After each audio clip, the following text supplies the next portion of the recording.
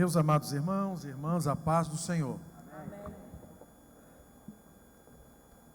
O pastor Renato pede oração pela irmã Adriana,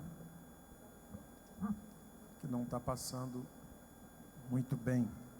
Ore por ela. Também aproveitar o ensejo, lembrar aos irmãos que a nossa ceia será no próximo domingo, se Deus assim nos permitir. E nós estaremos, mais uma vez, contribuindo com a obra missionária. Essa contribuição é para auxiliar o missionário Evilásio, que estará vindo por uma necessidade familiar, estará retornando ao Brasil em outubro, tá bom?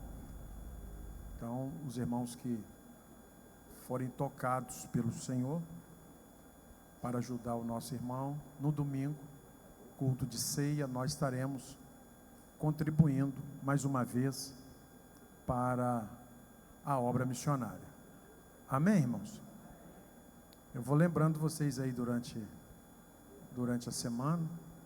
Ele parcelou as passagens, já pagou uma parcela, e nós já contribuímos também com essa parcela. E na próxima semana vence a outra parcela. Na segunda-feira nós queremos já fazer a transferência para o nosso irmão, tá bom? Meus irmãos, como os irmãos sabem, no mês passado, 14 de março, nós tivemos mais uma eleição da nossa mesa diretora da convenção, que acontece a cada 4 anos. Foi eleito o pastor Gesiel Nascimento para esse quadriênio, próximo quadriênio, e ele me ligou fazendo um convite para compor a assessoria jurídica da convenção, para apoiar lá a mesa diretora nas suas decisões no que concerne as questões jurídicas, né? Houve um tempo em que a convenção sofreu muito processo de indenização, porque decisões eram tomadas aleatoriamente e depois isso gerava processo judicial por falta de discernimento. Então é preciso que haja orientação para não ter esse deslinde lá na justiça. Recebi o convite, vou perguntar a vocês: amém ou misericórdia? Pela segunda vez, amém ou misericórdia? Então, no próximo sábado, será a posse das comissões, departamentos, assessoria, e a diplomação da mesa diretora. Será na Assembleia de Deus,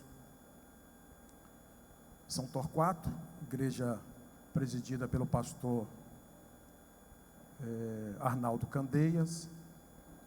Vou estar lá, e os irmãos que quiserem acompanhar, será um prazer ter a presença dos irmãos nesse momento tão importante aí para a nossa convenção. A nossa convenção é a convenção mais antiga, é uma das primeiras convenções aí do estado, é a maior delas. Nós temos mais de 3.000 ministros arrolados. Eu já pertenço à convenção há bastante tempo, e será um momento especial, e a convenção está passando por algumas mudanças. Certamente vai haver uma alteração no nosso estatuto para fazer algumas adequações. Apresentar as irmãs que estão conosco. Irmã Solange, é isso? Solange e Solângela? Que bacana! Solange e Solângela. Que bom.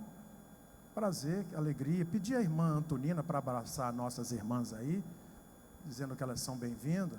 Irmã Solange e a irmã Solange lá. Elas são bem-vindas, irmãos? Prazer, Deus abençoe. Nós estamos no culto de ensino, né? Oração e ensino. Mas é sempre bom ter vocês conosco. Alegria, prazer. Em nome de Jesus. Os demais são de casa, né? Os demais são de casa. Vamos estudar, irmãos, a palavra do Senhor? Vamos abrir as nossas Bíblias na Epístola aos Hebreus, capítulo de número 10.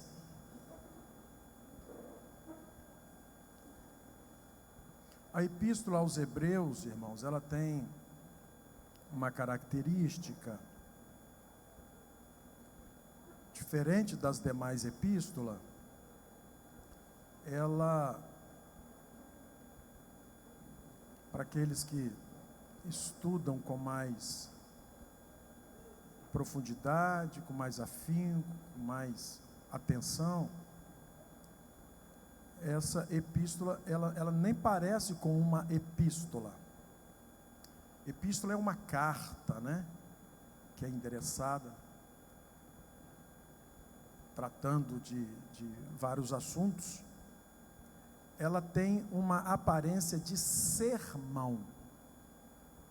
Nós não sabemos quem é o autor da epístola, mas a característica, ela é muito pastoral, é como se o pastor estivesse pregando na sua igreja, falando a respeito de algumas verdades.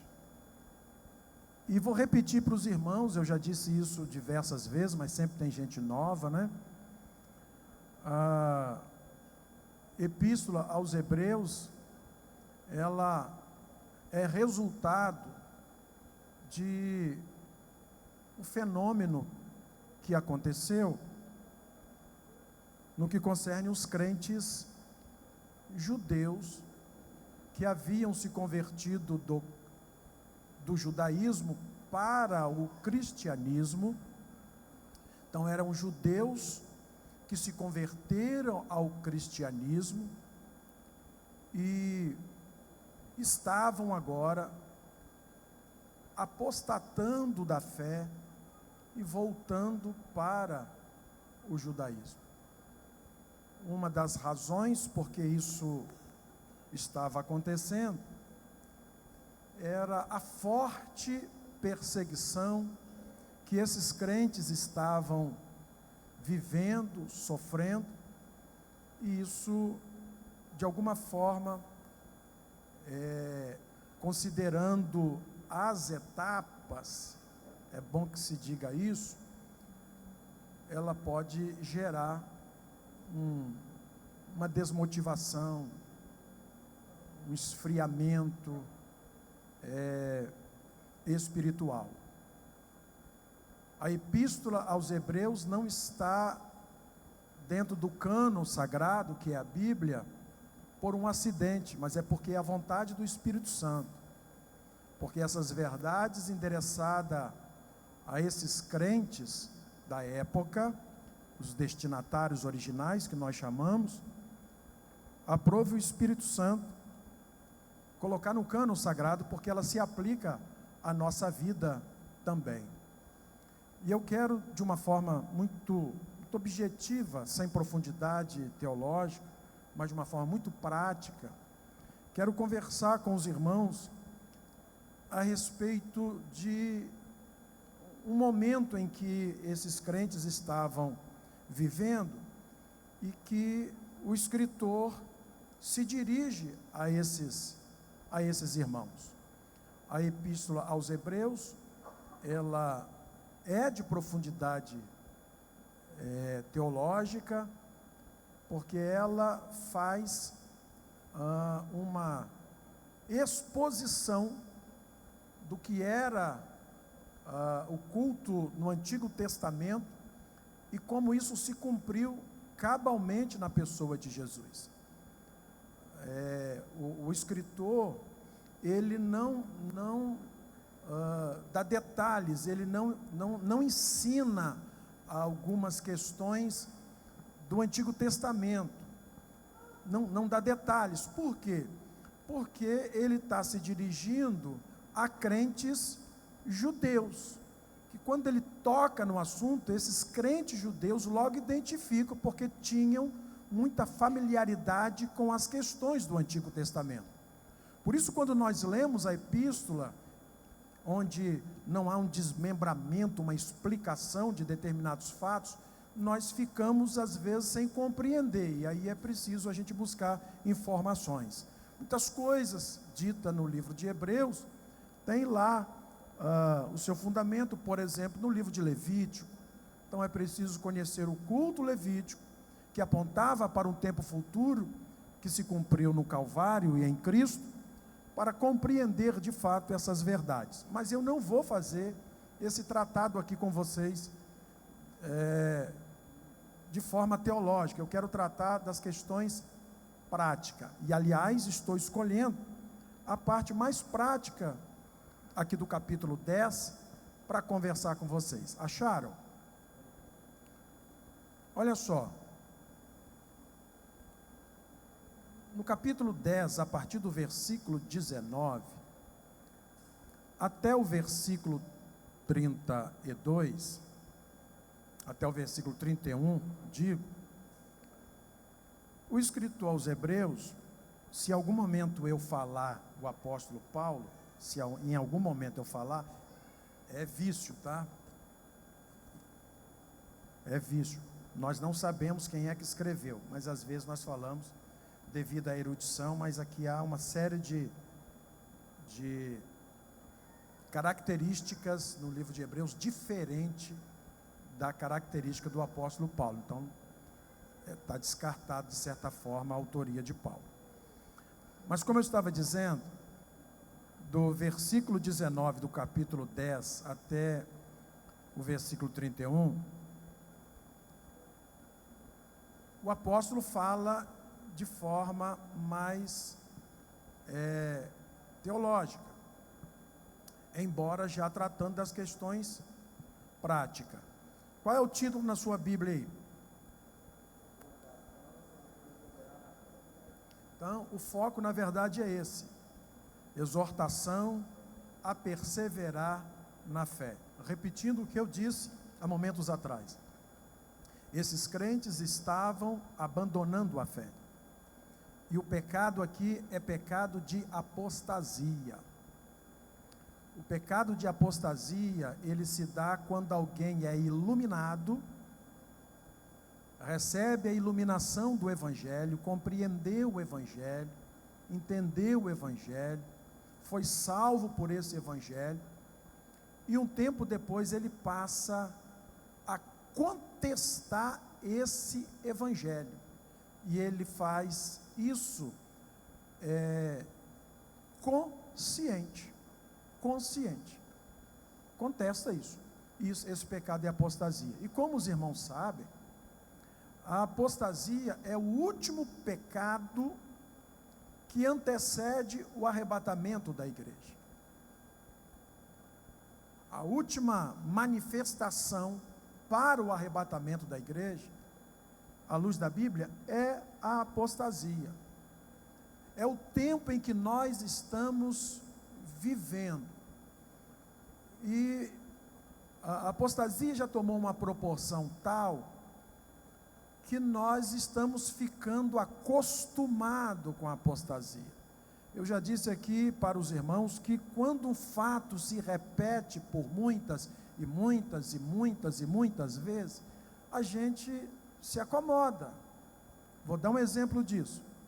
No Espírito Santo, estado do Espírito Santo, existe algum caso de assassinato ou violência contra a mulher? Pouco, muito ou mais ou menos? Muito. Nós somos campeões. O Espírito Santo tem um dos maiores índices de violência contra a mulher. Mas olha só o que acontece. Se amanhã Deus livre e guarde, surgir mais um fato, se não for do nosso convívio, lá pelo Serra, fora, e a gente passando a rede social, olhar aquilo, causa de fato um grande impacto, sim ou não? Não, é mais um número. Mais um número. Por quê? Porque houve tanto isso, constantemente, que acaba não causando um impacto. Ou seja, a repetição dos fatos faz com que a gente acabe se acomodando a essa situação. É o caso da apostasia. Nós vivemos um tempo terrível, gritante, de tanta apostasia, de tanta coisa nas nossas igrejas que contraria as Escrituras. Grandes pastores de renome, que têm uma expressão nacional, que poderia ser um baluarte em defesa da fé e da doutrina bíblica, hoje torce. E isso vai se tornando cada vez mais uma realidade. Não há como mudar isso, porque isso é um cumprimento das Sagradas Escrituras. Agora, nós precisamos saber como conviver com isso. Nós não estamos imunes à apostasia, mas a única forma de nós nos mantermos imunes, ou vencermos, melhor dizendo, a apostasia, é através do estudo da palavra de Deus, o que hoje se tornou indesejável nas nossas igrejas. Os crentes não querem mais estudar a palavra de Deus, parar para ouvir a palavra de Deus. As pessoas querem viver de oba-oba, e aí quando surge o ataque, o crente se torna uma presa fácil do inimigo.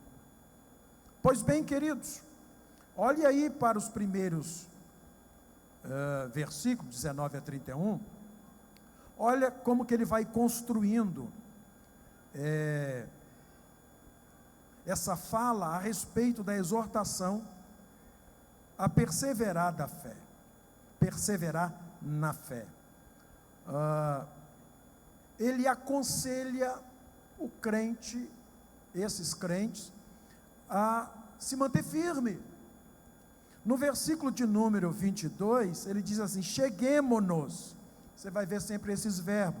Cheguemo-nos com verdadeiro coração. O crente tem que fazer uma aproximação, o crente tem que buscar isso, em inteireza de fé, tendo o coração purificado da má consciência. Versículo 23, retenhamos firme, chegar, reter, o cuidado que o crente precisa de ter, porque a parte de Cristo, que Cristo tinha que fazer, ele começa a narrar no capítulo 10, a partir do versículo 1.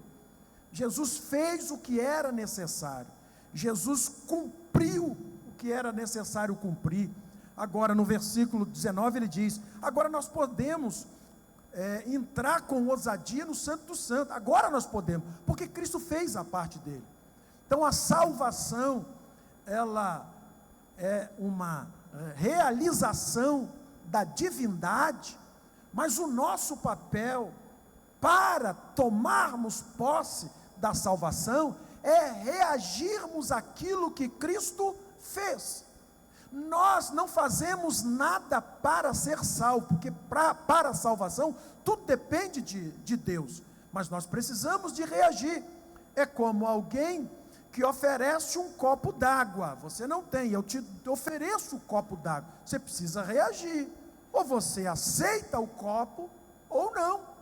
Então a salvação, ela é oferecida gratuitamente, e a nossa reação é tomar posse da salvação, e essa posse é tomada assim, chegar, se aproximar, cada vez mais de onde? Do Calvário, da cruz de Cristo, da salvação, reter aquilo que nós lá no passado confessamos. Eu ensinei aqui aos irmãos no livro de Romanos que é necessário que haja confissão. Se com o coração crer e com a boca confessar que Jesus é o Senhor, verdadeiramente será salvo. Esses crentes estavam perdendo isso, não estavam mais retendo essa convicção, não estavam mais confessando que Jesus era o Senhor, perdendo isso. E isso pode acontecer conosco, entendam, isso não acontece da noite para o dia. O crente dorme salvo, alegre, feliz com Jesus, e de manhã acorda totalmente transviado, falando coisas esquisitas a respeito da fé. Não, isso é um bombardeio que vem gradativamente, e repito, isso pode, como no caso dos crentes aqui, pode ser resultado de muitas perseguições, pode ser. Então todos nós estamos sujeitos a isso. Quais os crentes que já passaram lutas e perseguições aí? Então essa carta também se refere a nós. Então é dentro dessa tônica que o escritor fala com os crentes. Olha só, irmãos, parece contraditório, mas entendam aqui, eu disse que eu ia ser prático e não teológico. Parece ser contraditório. Ao mesmo tempo que eu estou dizendo que as perseguições, elas têm a tendência de nos levar a um esmorecimento espiritual, a ponto de nos levar à apostasia, mas entenda que isso depende da fase, pelo seguinte: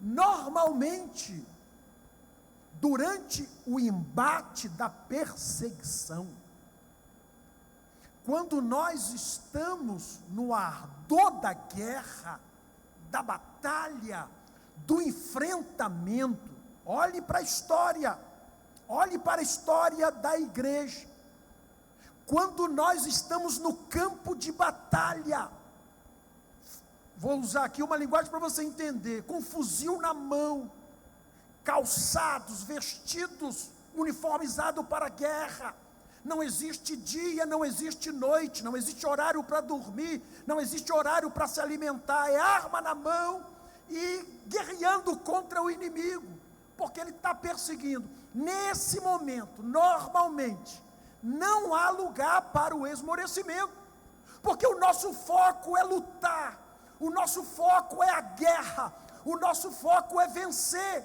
Observe que à luz da Bíblia, enquanto a igreja esteve debaixo de lutas, embaixo de perseguição, o inimigo trabalhando contra a igreja marchava para o céu.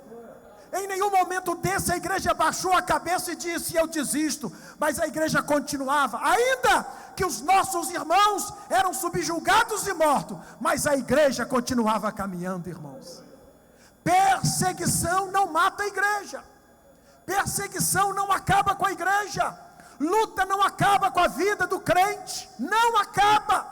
Enquanto o crente está lutando, Deus está pelejando por nós. Pastor, mas o senhor acabou de dizer que a perseguição é a etapa. É a etapa.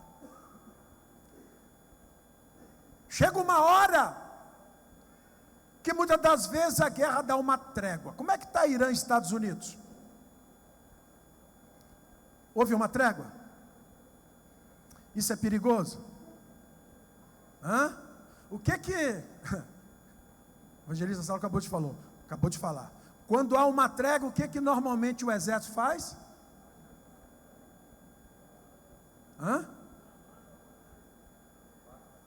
Um baixa a guarda e o outro, e aí vence. Esse é o nosso problema, irmão. E é o que está sendo tratado aqui. E é o que os crentes viveram aqui, irmão. Por isso, A fala do escritor é chamando a atenção desses crentes. Eu fiz uma pergunta aos senhores: quantos têm passado perseguição e luta? E a maioria da igreja levantou a mão. Vocês venceram, sim ou não? Venceram, sim ou não? Venceram. Venceram.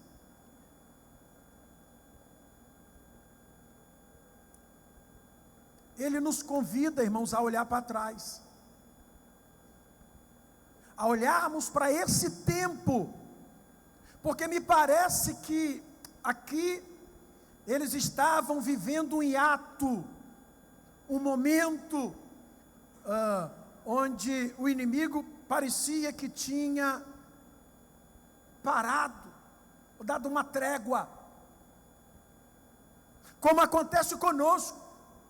Aí olha o que ele diz no versículo 32, é onde eu quero tratar com os senhores. Lembrai-vos. O escritor recomenda esses crentes se lembrar de algo. Nós só lembramos daquilo que já passou. É como se ele dissesse: busque na memória o que aconteceu. Busque na memória de vocês. E o que aconteceu? Olha o que ele diz. Lembrai-vos, está com a Bíblia aberta, crente? Lembrai-vos, porém, dos dias passados. Olha para trás. Olha para os dias em que você esteve debaixo de luta e de perseguição, irmão. Dias difíceis, ferrenhos. Dias de oração, de batalha de oração, de semana de oração, de mês de oração, de madrugada de oração. Por causa de quê? Perseguições, lutas, sofrimentos, embates. Isto é uma característica do crente, irmão, porque o crente, já disse isso aqui, o crente rema contra a maré. O mundo está descendo para o abismo, o crente está subindo para o céu, irmão. Nós estamos na contramão do mundo, então haverá embate. E lembre-se, a nossa guerra não é contra a carne nem contra o sangue, disse Paulo no livro de Gálatas. No livro de Efésios, né? A nossa luta é contra os principados, contra as potestades, querido. Essa é a nossa guerra. Lembrai-vos, porém, dos dias passados, em que depois de serdes iluminados, foi iluminado, recebeu a iluminação do Evangelho, compreendeu o Evangelho, abraçou o Evangelho, agora está salvo por Jesus. Olha o que acontece a seguir, é algo natural. Suportaste grande. Eles suportaram, e é isso aqui, irmão. O verbo é esse: suportar.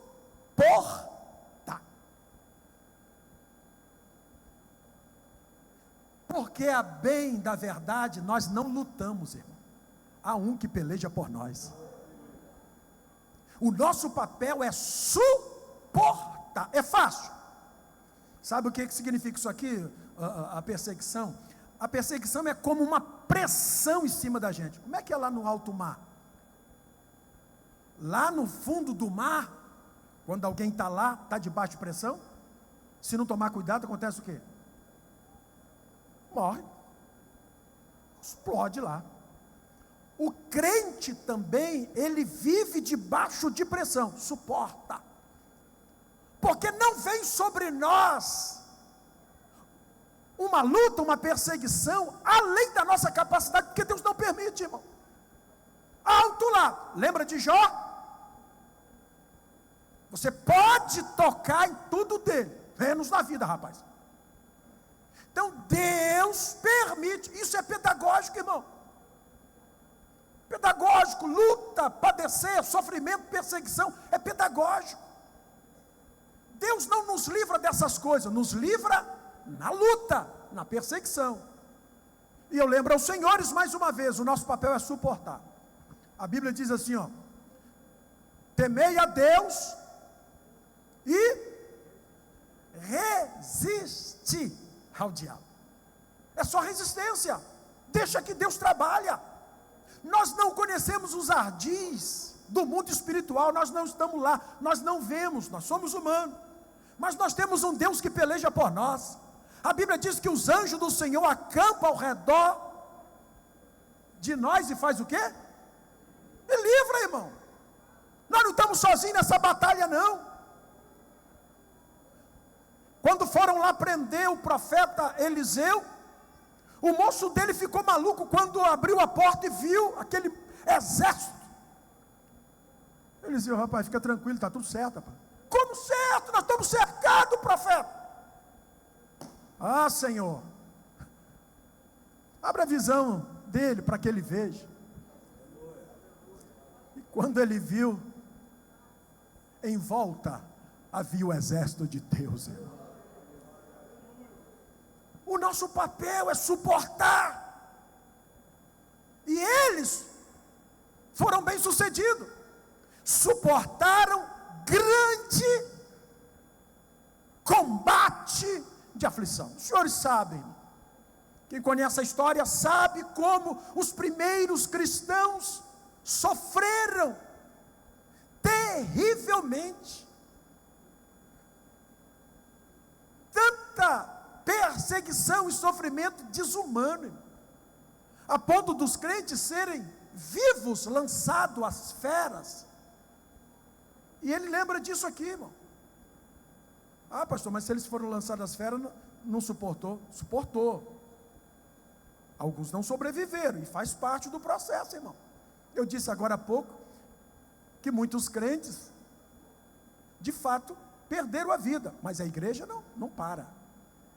O sangue dos mártires do cristianismo era como adubo, porque fazia a igreja crescer ainda mais.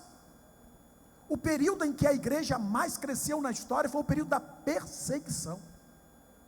Escondido, cemitério, nas matas, catatumba, mas ela nunca deixou de adorar o seu Salvador, irmão. Olha o que ele explica aqui. Em parte, fostes feito espetáculos. É para eles lembrarem disso. Por isso, irmão, que de vez em quando nós precisamos vir aqui lembrar os crentes, que os crentes esquecem, irmão. Com muita facilidade das coisas, esquece. Em parte foste feito espetáculo, ou seja, o combate, a aflição, a perseguição, em muitos casos, era algo muito público, espetáculo público. Aqui a palavra no grego tem a ideia de teatro mesmo, onde esses crentes eram apresentados publicamente em atrocidades, que hoje seria um crime, mas naquela época, que Roma quisesse fazer, fazia mesmo. Hoje, nesse mundo globalizado, né? Fostes feito com vitupérios e tribulações. Em parte vocês sofreram isso. O escritor está lembrando desses crentes, desse tempo, que foram iluminados, que passaram por isso, mas suportaram, irmão. Olha o estágio espiritual que nós estamos vivendo, irmão. Nós já passamos por muita luta, nós já passamos por muita perseguição, muito perrengue. Precisamos nos lembrar que já passamos por muita coisa difícil, que não cabe a nós agora, irmão, retroceder, como esses crentes estavam. Venceram no começo, irmão. No início da caminhada foram vituperados, mas venceram. Tiveram êxito, apesar do vitupério público, das perseguições públicas. Venceram. Mas a nossa vitória não está no início da nossa caminhada, irmão. A nossa vitória não está no meio da caminhada, a nossa vitória está no final, irmão.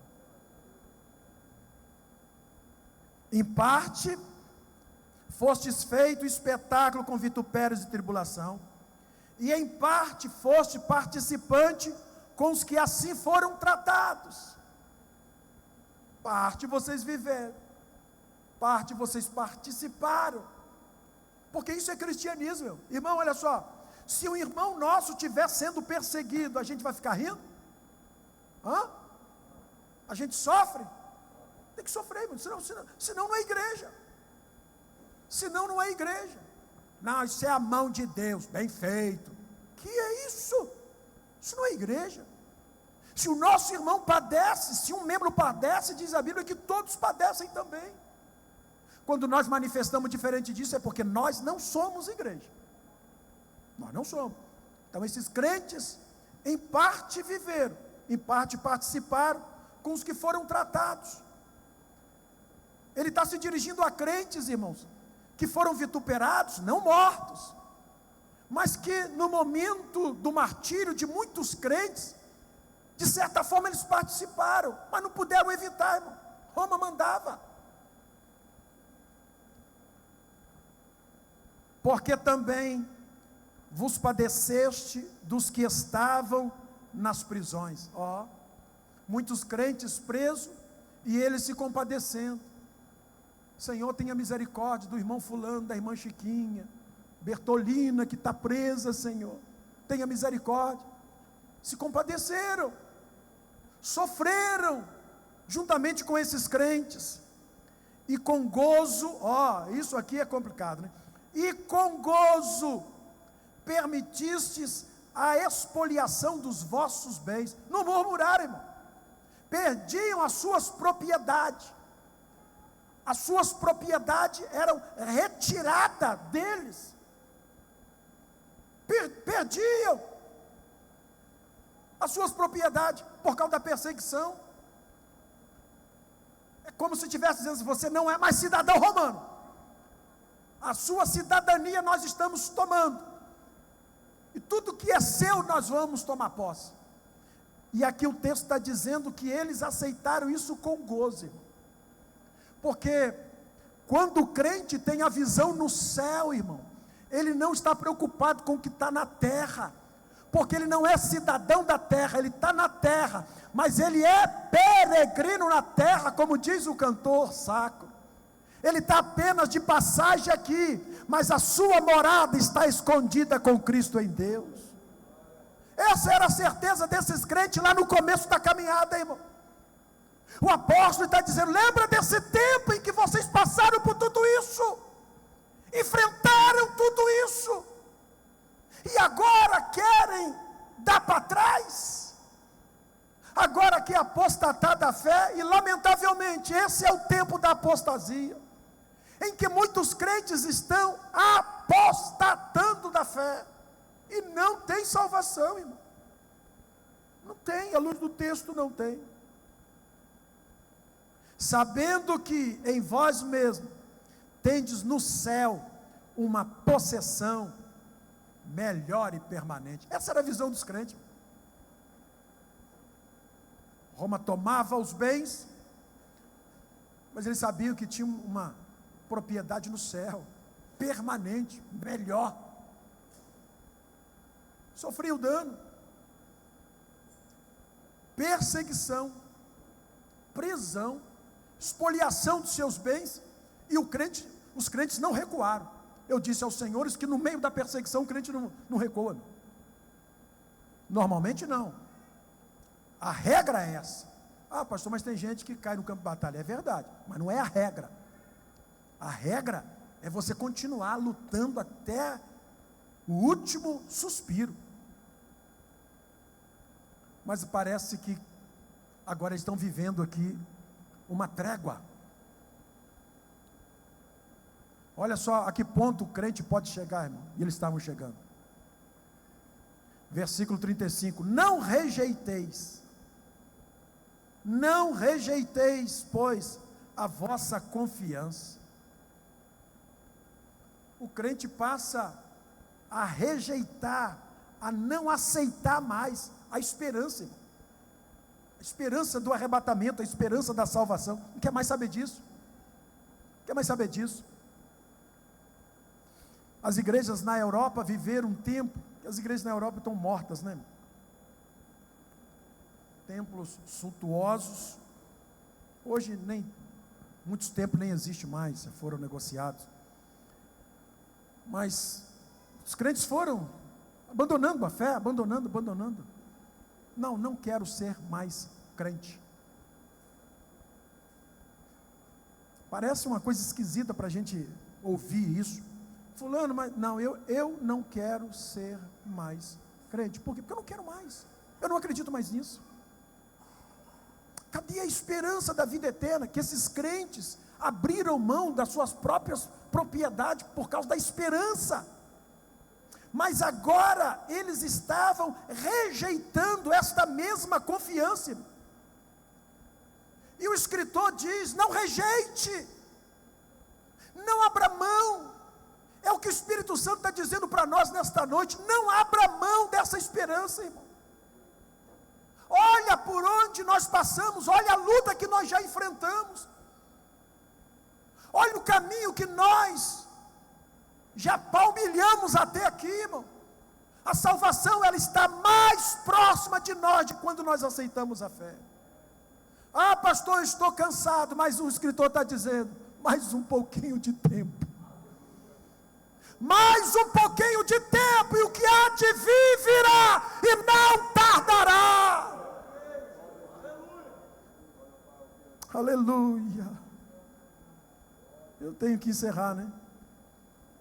Olha o que o versículo 36 diz: porque necessitais de... Paciência aqui é perseverança, irmão. A gente precisa disso. Está com dificuldade? Peça a Deus: Senhor, me dá graça. Deus tem graça para nós, irmão. Ele disse para Paulo: a minha graça te basta. Diga para ele: Senhor, eu sei que a tua graça ela é suficiente, portanto me dá a tua graça, Senhor. Ainda que tenha passado alguma coisa na sua cabeça para você apostatar da fé, rejeitar essa esperança, recuar, nesta noite o Espírito Santo nos chama a um renovo espiritual, a retornarmos de onde nós saímos, onde nós deixamos a estrada da batalha espiritual, da guerra, que nós não vamos perder, porque o nosso general nunca perdeu uma guerra. Ainda que seja com a perda da nossa vida física, podem tirar a nossa vida física, mas não pode tirar Jesus de dentro do nosso coração. Aleluia! Nós somos propriedade peculiar de Deus, e Jesus disse: aquele que o Senhor me deu, ninguém vai tomar da minha mão. Sabe onde você está? Na mão do Eterno. Você está na mão de Deus, e lá ninguém tasca. Ainda que você perca a vida, mas não tema aquele que pode tirar a vida. Não tema. Tema aquele que pode tirar a vida e lançar a alma no inferno. Esse que nós devemos todo temor. Porque necessitais de paciência, para que, depois de haverdes feito a vontade de Deus, possais alcançar a promessa. É condicional. Está condicionado. Primeiro nós precisamos de paciência para fazer a vontade de Deus. E eu vou lembrá-los mais uma vez: a vontade de Deus não é algo ruim. Paulo escrevendo aos Romanos: boa, agradável e perfeita. Permaneça firme. Ah, pastor, já passei tanta luta, só falta um pouquinho. Aguenta mais um pouquinho. Vai chegar. Está chegando a hora da nossa partida. Peça ouvidos ungidos ao Senhor, e você já vai ouvir os alaridos. O céu se movimentando, irmãos, para buscar a igreja. O céu se preparando, o negócio está funilando aqui, irmão. A igreja está sendo apertada a cada dia. Quando menos você imaginar, a trombeta vai tocar e a igreja vai subir. Porque ainda um pouquinho de tempo, e o que há de vir, virá e não tardará. Olha a arma que vence o mundo. Mas o justo, só isso. É isso que a gente não pode perder, a fé. Observe que o próximo capítulo vai delinear o que é a fé e dar exemplos de homens e mulheres que venceram com a fé. Ela é o firme fundamento, se firma nela, não é um terreno movediço, é algo seguro, não é simplório, é uma rocha inabalável, a fé. Você não vai recuar, nem para um lado, nem para o outro, você vai permanecer firme. Esta é a arma que vence o mundo, diz a palavra do Senhor, a nossa fé. Nós não vivemos de circunstância, irmão. Agora a coisa piorou, pastor. Agora o negócio lá em casa está assim. Ah, pastor, nem estou dormindo de noite. Não, nós não vivemos de circunstância. Tanto faz como tanto fez. Pode ser noite, pode ser dia, pode estar chovendo, pode ter sol, pode ter saúde ou enfermidade. Nós estamos firmes com Jesus. Nós vamos dizer, como disse Paulo: posso todas as coisas naquele que me fortalece. Mas olha o que diz o Espírito Santo para nós. E se ele recuar, termina o versículo. Você não pode dar para trás, irmão, agora. Irmã, você não pode dar para trás agora. Você já passou por tempos tão difíceis. Resignação, combate, aflição, choro, lágrimas, prova, tentação. Você não tem direito de recuar. Lá na eternidade com Deus, só há crentes que permaneceram firmes apesar das lutas, não recuaram. Tinham tudo para recuar, mas permaneceram firmes. Deus não tem prazer naquele que recuou, aquele que dá para trás. Deus vai entender a minha causa, Deus vai entender a minha situação. Vai entender? Se Ele está dizendo que é para fazer o contrário, Ele não aprova e não tem prazer. Você está causando um descontentamento. Olha, quando você lê o capítulo 10, o início, o que Jesus fez. Jesus se fez miserável. Jesus foi massacrado, humilhado, abriu mão de tudo, para que nós pudéssemos ter o direito de salvação, e agora, por causa de bobagem, recuar. Porque fulano está de cara feia comigo. O problema é dele, que ele está de cara feia. Ele não vai me dar céu. Ele de cara feia comigo, ou cara bonita, eu vou para o céu em nome de Jesus, irmão. Você não tem que olhar para ninguém. A Bíblia diz: olhando para Jesus, olhando para Jesus, olhando para Jesus, que é o autor e consumador da nossa fé. Agora, o que é a igreja? O que é o crente? E aqui eu encerro. Nós, porém, não somos daqueles que se retiram para a perdição, mas daqueles que creem para a conservação da alma. Nós não. Apesar das lutas, apesar dos embates, nós não somos daqueles que recuam, que se retiram, que dão para trás, que entram pelo caminho da apostasia. Não quero mais. Nós não. Nós vamos continuar. Apesar das lutas, apesar dos embates, gemendo ou chorando, mancando ou não, nós vamos chegar no céu em nome de Jesus. Que Deus nos abençoe, que Deus nos guarde, que esta palavra possa ficar guardada nos nossos corações. Eu e você não somos os únicos que padecemos. Os nossos irmãos ao longo da história também padeceram, mas eles permaneceram firmes e estão aguardando a igreja que subirá. Fiquemos de pé e vamos orar para agradecermos a Deus. Quero convidar você que quer oração para que venha à frente, por favor. Nós vamos orar e interceder pela sua causa, pela sua família, pela sua necessidade, para que Jesus possa te dar vitória.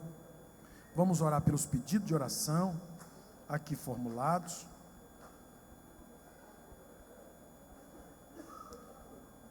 Vamos orar pelas pessoas que estão hospitalizadas e que foram visitadas na tarde desse dia. Também rogam as nossas orações para que Deus possa conceder vitória. Mais uma vez, eu estendo aí o convite aos irmãos que quiserem estar conosco no próximo sábado em Vila Velha. Será um prazer ter a companhia dos irmãos. O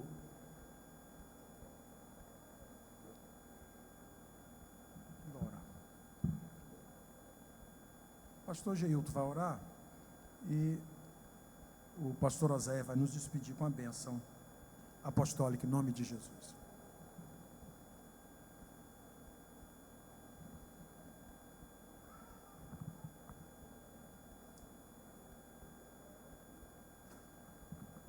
Mais uma vez eu cumprimento a amada igreja na paz do Senhor.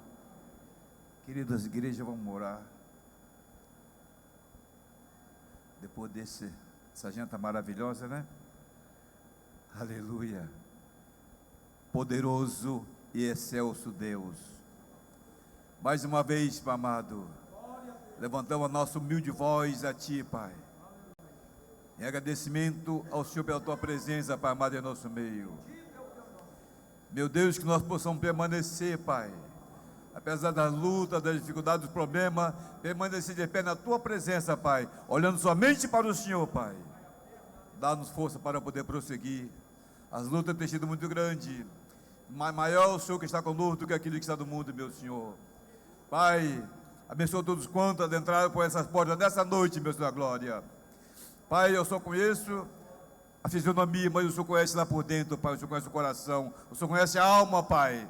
Que nesta noite, Pai, o Senhor possa sondar ao coração das pessoas, Pai amado, e abençoar de maneira gloriosa, meu Senhor.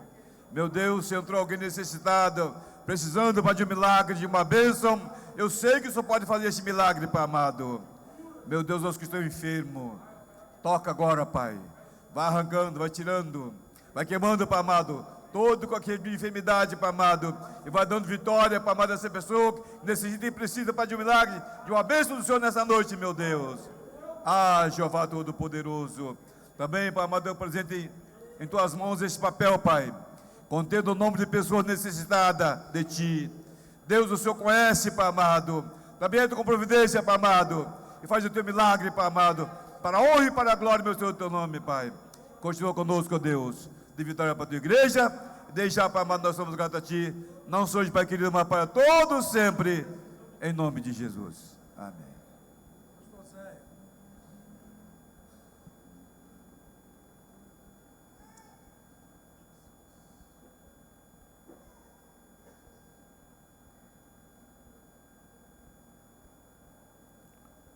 A graça de nosso Senhor Jesus Cristo, o amor de Deus e a doce consolação do Espírito Santo seja com todo o povo de Deus e todos digam amém. Sempre no Senhor, regozijai-vos, segue caminhando.